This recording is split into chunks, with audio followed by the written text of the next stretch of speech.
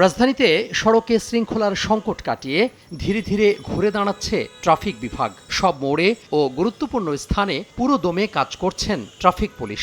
বুধবার কর্মদিবসে বেলা বাড়ার সাথে সাথে বাড়তে থাকে যানবাহনের চাপ। যানজটে নাকাল না হলেও বাইরে বের হওয়াদের থামতে হয় প্রতিটি সিগন্যালে। এদিন বেশ নির্বিঘ্নে দায়িত্ব পালন করেছেন ট্রাফিক পুলিশের সদস্যরা।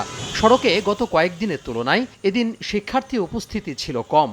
ট্রাফিক পুলিশের সহযোগিতায় দায়িত্ব পালন করেছেন রেড ক্রিসেন্ট সোসাইটি সহ অন্যান্য সংগঠনের সদস্যরা। শুধু ভার্সিটির স্টুডেন্টদের এখানে পারমিশন দেওয়া হয়েছে, তো আমাদের পাশাপাশি কিছু ভার্সিটির স্টুডেন্টরা এখনো কাজ করছে। সড়কে দায়িত্ব পালন করা ট্রাফিক পুলিশ বলছেন আগের থেকে আরও গতিশীল করতে চান তাদের কার্যক্রম। আমরা এখন পর্যন্ত কোনো বাধার সম্মুখীন হয়নি। সবাই আমাদের বেশ স্বাচ্ছন্দ্যে গ্রহণ করছে, সবাই আমাদের ওয়েলকাম করছে। আমরাও আমাদের সর্বোচ্চ দিয়ে আমরা ট্রাফিক যেভাবে আমরা সেবা দিয়ে থাকি আগে থেকে, তার থেকে আরও বেটার সেবা দেওয়ার জন্য আমরা সবসময় নিয়োজিত আছি।